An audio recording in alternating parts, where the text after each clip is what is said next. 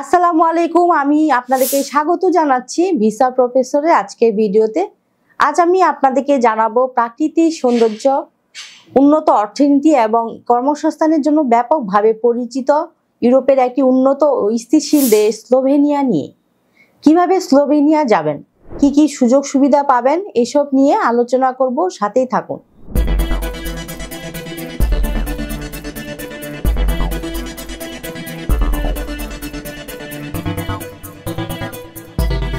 Slovenia মধ্য ইউরোপের একটি উন্নত ও স্থিতিশীল দেশ, যা উন্নত অর্থনীতি, সুন্দর জীবনযাত্রা এবং চমৎকার কর্মপরিবেশের জন্য পরিচিত। ইউরোপীয় ইউনিয়নের সদস্য হয় এখানে কাজের সুযোগ পেলে অন্যান্য সেনজেন দেশে ভ্রমণ ও নেটওয়ার্ক গড়ে তোলার সুযোগ সহজ হয়। বিশেষ করে নির্মাণ, কৃষি, স্বাস্থ্যসেবা, হসপিটালিটি ও আইটি সেক্টরে দক্ষ অদক্ষ কর্মীদের জন্য প্রচুর চাকরির সুযোগ রয়েছে।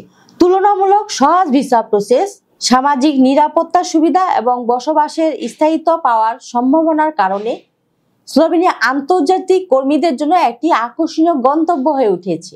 যদি আপনি ইউরোপের স্থায়ী ক্যারিয়ার গড়তে চান, তাহলে স্লোভেনিয়া হতে পারে আপনার জন্য একটি আদর্শ দেশ। চলুন প্রথমেই দেখে আসি কেমন দেশ স্লোভেনিয়া। মধ্য ইউরোপের দেশ স্লোভেনিয়ার প্রাতিষ্ঠানিক নাম দ্য রিপাবলিক অব স্লোভেনিয়া। এর পশ্চিমে রয়েছে ইতালি, উত্তরে অস্ট্রিয়া, উত্তর পূর্বে হাঙ্গেরি, দক্ষিণ পূর্বে ক্রোয়েশিয়া এবং দক্ষিণ পশ্চিমে আড্রিয়াটিক সাগর। স্লোভেনিয়া পাহাড় ও বন সমৃদ্ধ একটি দেশ।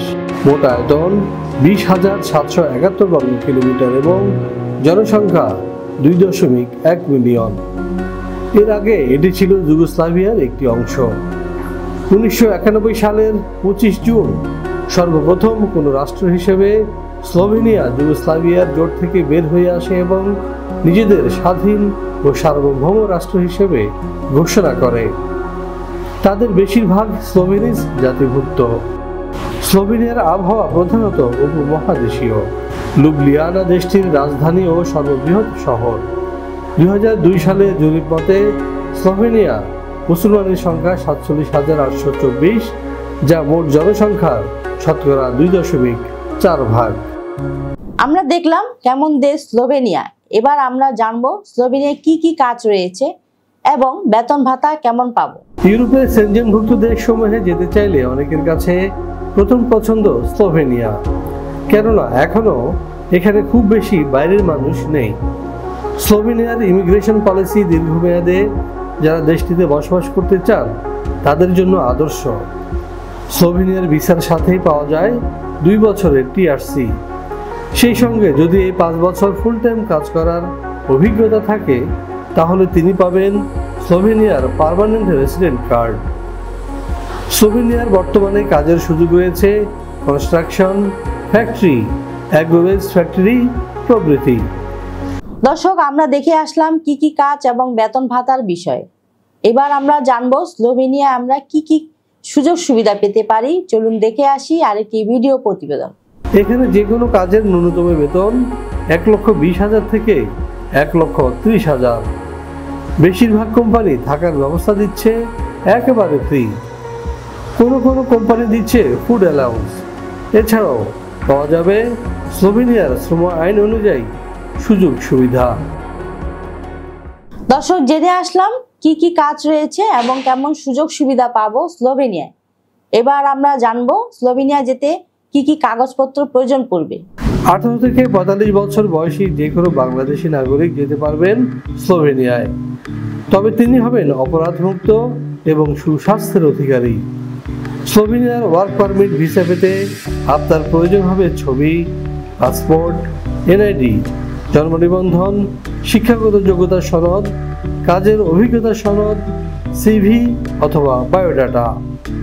ইংরেজির পাশাপাশি যদি স্লোভাক ভাষা জানা থাকে তাহলে আপনার ভিসা ঠেকায় কে।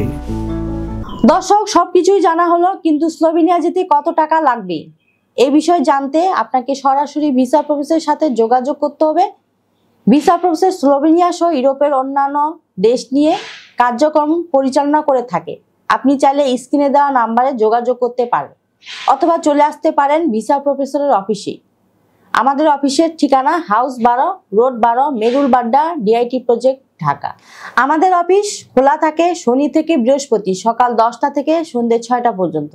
আর একটা বিষয় বলতে চাই, আপনাদের প্রতিটি ফোন কল আমাদের কাছে গুরুত্বপূর্ণ, তাই আপনারা অবশ্যই সকাল 10টা থেকে সন্ধ্যে 6টার মধ্যে কল করার চেষ্টা করবেন।